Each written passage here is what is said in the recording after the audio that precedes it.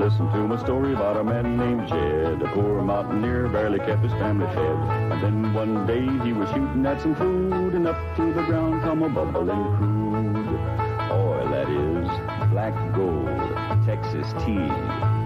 Well, the first thing you know, old Jed's a millionaire. The kinfolk said, Jed, move away from there. Said, California is the place you ought to be. So they loaded up the truck and they moved to Beverly Hills, that is, swimming pools, movie stars. The Beverly HillBillies.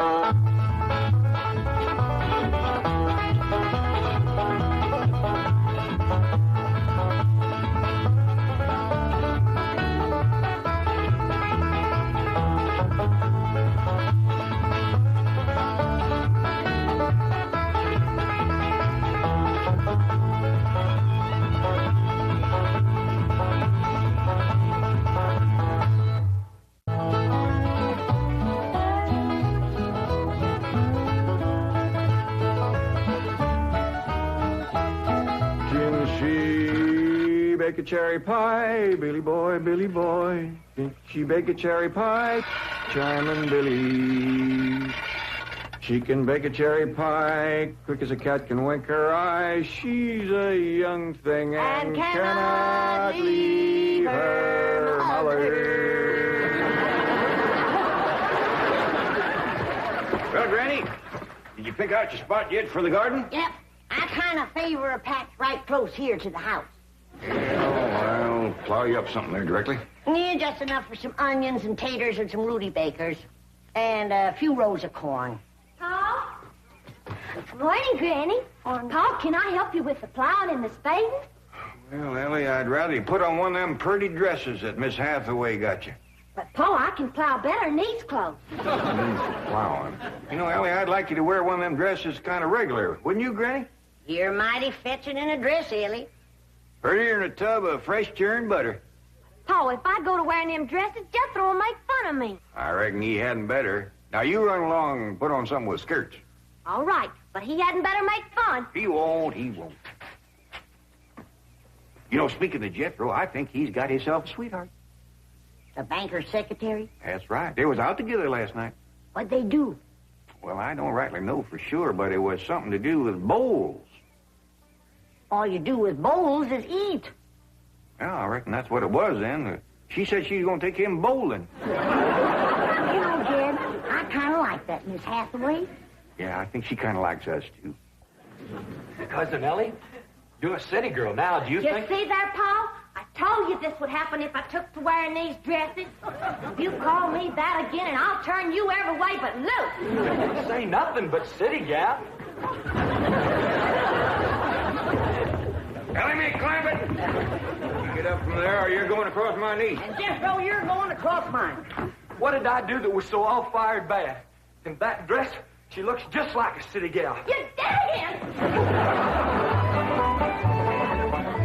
I reckon we better go out there and see she don't hurt him.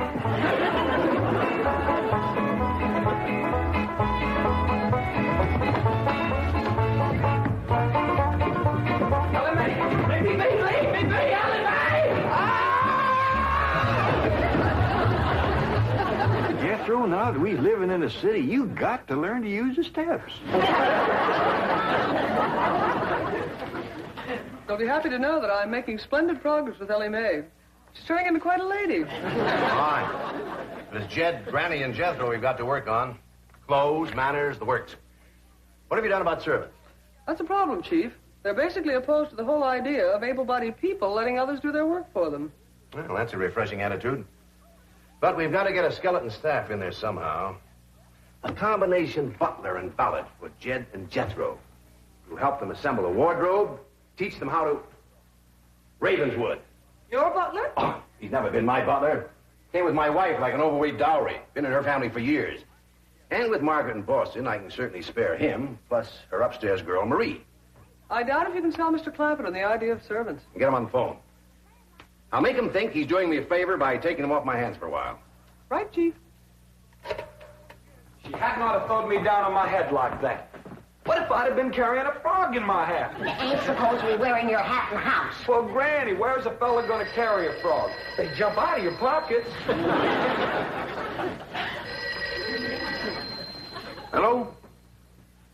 howdy there, Mr. Drysdale. Glad to have you back from Boston. Your missus come with you? Oh, well, that's too bad. Well, the reason I called, Mr. Clampett, is I have a butler. Well, he really belongs to my wife's family, but he's been with us ever since we were married. And I was wondering if you'd let him come and stay with you for a while. You mean board with us? Well, I guess you could call it that. Who's going to board with us? Just a minute.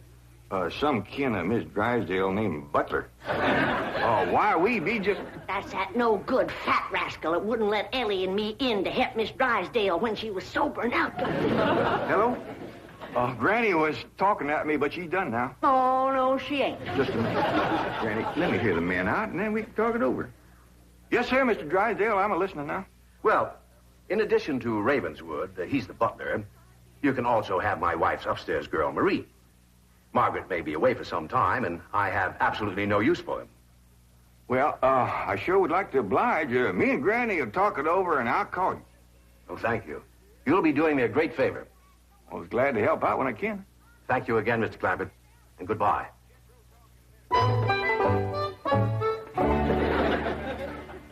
Is somebody coming to live with us, Uncle Jed?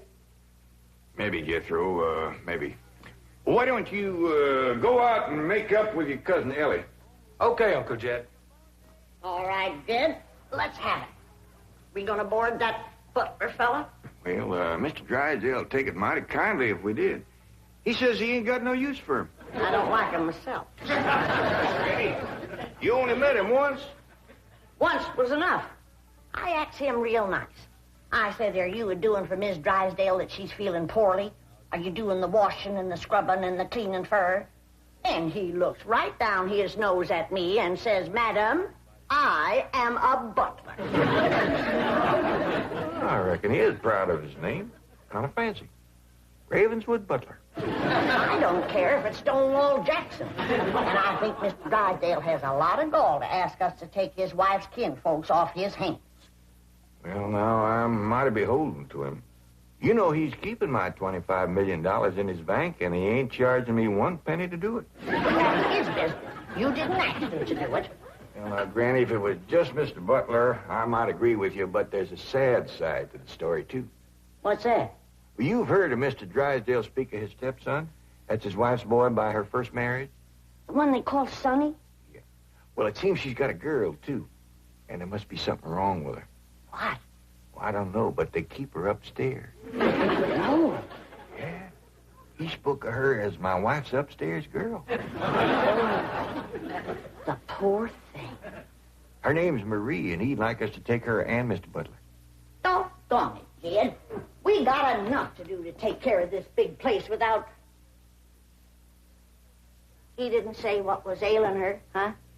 Well, no, but if you ask me, they ain't eating right over there. No. You know what Mr. Drysdale told me? What?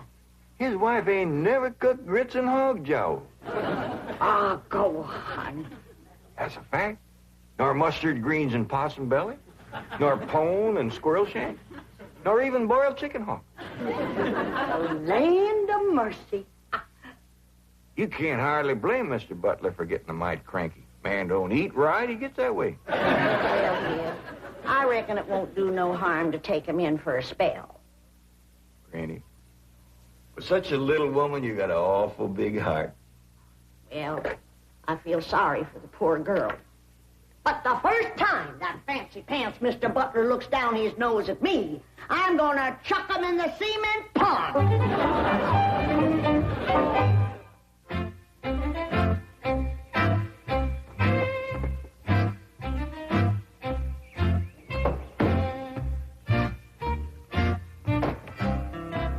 Now, I'm doubling your salaries for the length of time you stay at the Clampett home. But if one word of this gets back to my wife in Boston, you're both out of work with no references. Actually, you will find the Clampetts to be basically fine people. All they need is a little polish. Polish. They need sandblasting. However, I think Miss Hathaway's plan may overcome their initial resentment of wearing city clothes. Yes, I think I have devised rather a clever strategy.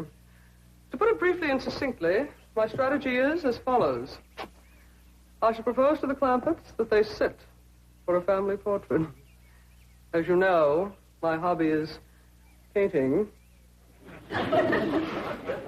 Now, I should suggest to the Clampetts that their attire match their background, which is, of course, their beautiful mansion. They will no doubt see the logic of my didactic approach, accede to my wishes, don suitable raiment, and, once they have seen themselves thus attired, take... We're in. Let's go. We forgot to dust the stair rail. I'll do it, Granny.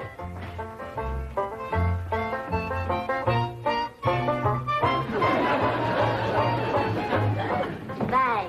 Wearing boys' clothes does come in handy sometimes. Hi, Ginger Granny. I think we got her all spick and span for the company. They ain't a speck of dirt no place. Can I go swimming now? Me too? As soon as we help Granny clean up the kitchen.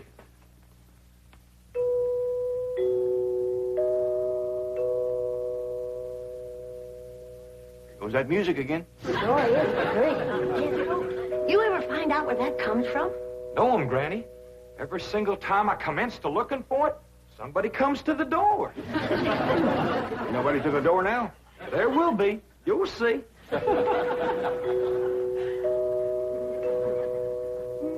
Doggies, that's nice. Let's all pitch in and see can we find it. You're wasting your time. I'm a-telling you. Before you can find it, somebody will come to the door. There, you see? Happens every time. Now remember, Ravenswood, I'm counting on you. Don't fail me. You have my word, sir. I've been butler and valet since boyhood, as was my father before me and his father before him. And I've yet to meet the man or woman who posed a social problem too difficult for me to handle. That's the spirit. Howdy there. Remember me, Mr. Butler? No! Ravenswood, come back! You gave your word! Come back, you coward! Come back here! I'll cut off your French benefits! Ravenswood probably forgot something. He'll return shortly. Meanwhile, this is Marie, Mrs. Drysdale's upstairs girl. Marie, Lady Clampett, Howdy. Jethro Bodine, Ellie Mae Clampett, and Grandma Clampett. No, ma'am. I am a Moses. Pardon? Granny's related on my wife's side. They's the Moses family from Tennessee. Then your name is Granny Moses? Grandma Moses. That's right. There was a very famous Grandma Moses who painted primitives. I've whitewashed a few myself. I'll show Marie to her room. Listen, Marie, honey. Over here, you've got the run of the house. You don't have to hide upstairs. Ain't nothing wrong with that girl, but what some good cooking will cure her. She's half starved. Poor thing is so weak her knees keeps a buckling on her. She's kind of pretty, though, for a skinny girl. Just wait till she gets a mess of Granny's grits and hog gels. That'll fill her out.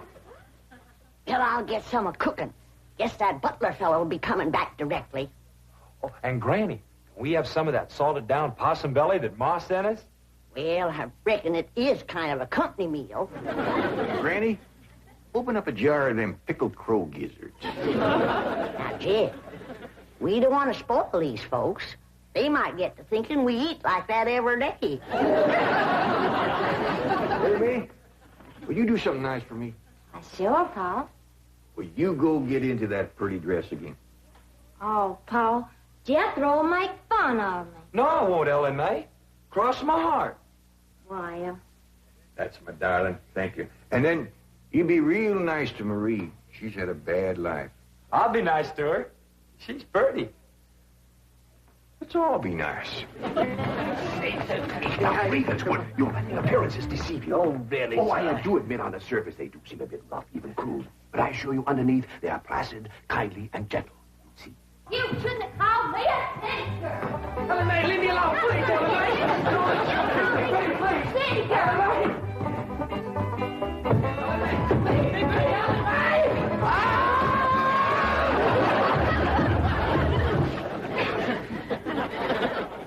Mr. Butler, don't never say anything nice to that girl. She'll kill you. Come back here. Coward! Come back! You promised! Jan, Ellie throwed me down on my head again. If she don't stop that, I'm gonna get a headache. Stop riling her, Jethro. But golly, all I said was she's pretty. That ain't no call to bust a fella's head. Pardon. Oh, howdy, Marie. Hi, Marie. Are you hungry, darling? No, madame. I'm whopping up something here to just set your mouth to watering. Put some strength in your limbs, too. Tell her what it is, Granny. A great big mess of grits and hog jowls. And salted down possum belly. Cold pickled crow gizzards. How you like that? Don't tell me that child ain't hungry. Why, she's ready to drop in her tracks. Set her at the table and I'll dish up a mess. No, please. I only came in to bring you a message from Miss Hathaway. She's preparing to paint the family portrait. And she wishes to know if you all will sit for her. May I tell her that you will sit for her? Well, yeah, I reckon we'll do that. Merci.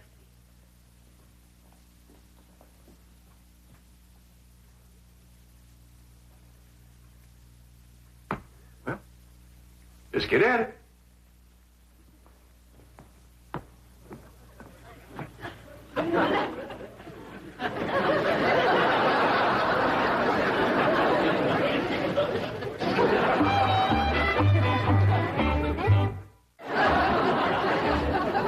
It's all right to talk while we're sitting. Yeah, I reckon.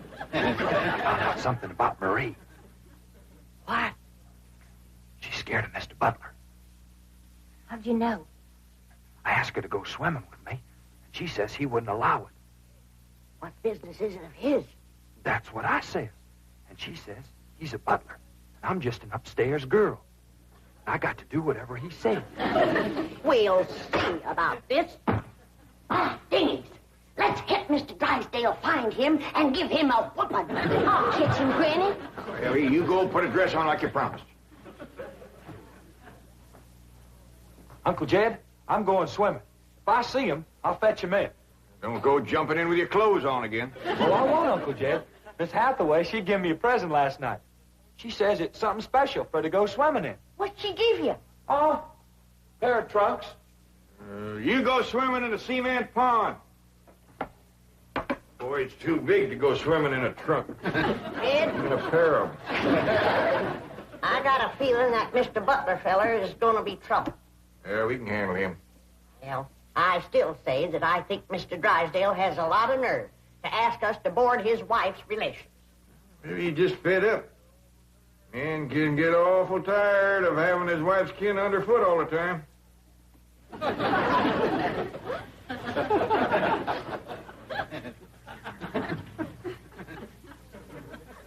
He told me that Butler fella had been living with him ever since they was married. I declare some in-laws latch on to free room and board like leeches. It takes a mule kick to jar 'em loose. You can't hardly blame Mr. Drysdale for trying to get shed of a critter like that.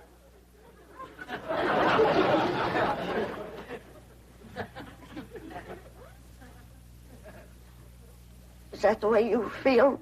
You bet it is. I'll see how fast I can get packed.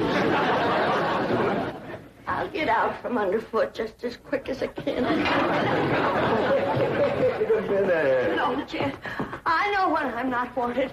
It don't take no mule kick to get shed of me. Darnation, Granny, well, I wasn't talking about you. We couldn't get along without you. No, Jen. I'm just a burdensome old woman. No good to nobody. Why don't you throw me down the well? Go ahead, pick me up, carry me out to the well, and throw me in. Stop talking like that. Uncle Jed! Uncle Jed, look here! I caught him. Mr. Drysdale, he gave out, but I caught this fat little rascal. Put him there.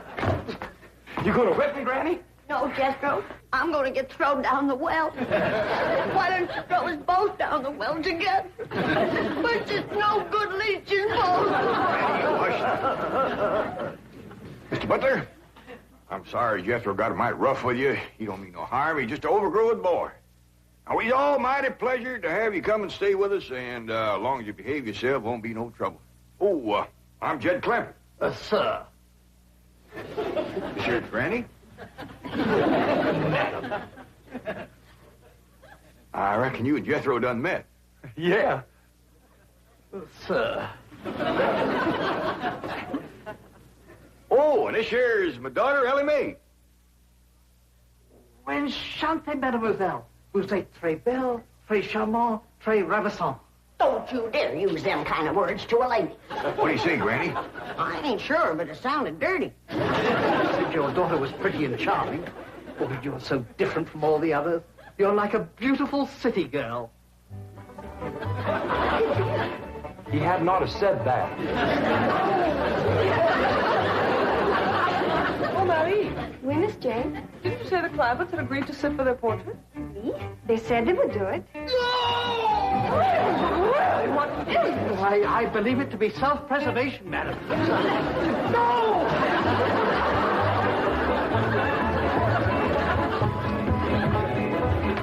Don't take to the stairs. She'll catch you sure. I say now, let me go now, Billy. Sounds like Ellie got him. I'm afraid so. Will somebody please tell me what is transpiring in the... Jed. Ellie throwed him all right, but I caught him before he hit the floor. So here you are. Well, now, everything seems to be fine. You see, Ravenswood, didn't I tell you the Clampetts were kindly, gentle people? Yes, sir. Thank you, sir.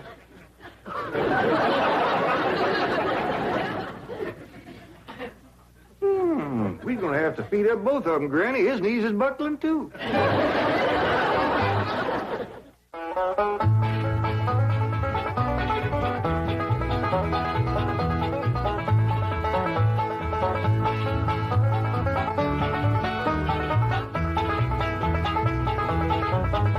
Well, now it's time to say goodbye to Jed and all his kin.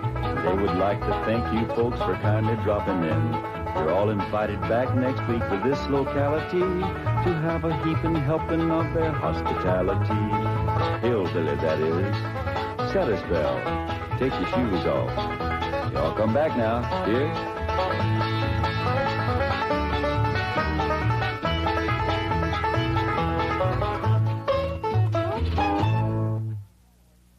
This has been a Filmways presentation.